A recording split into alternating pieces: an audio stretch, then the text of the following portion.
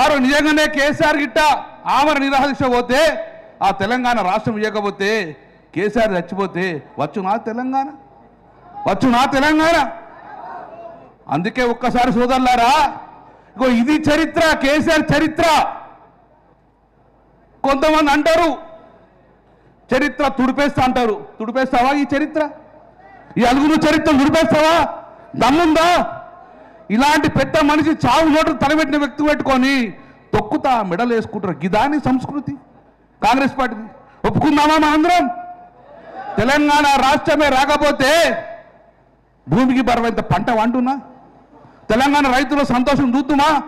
24 గంటల కరెంటు వచ్చునా? అందుకే ఈరోజు అది అరుగునూరు కావచ్చు, కానీ తెలంగాణ ప్రజలకు పవిత్ర స్థలం అది. మాకు తెలంగాణ ప్రజలకు పవిత్ర స్థలం అది.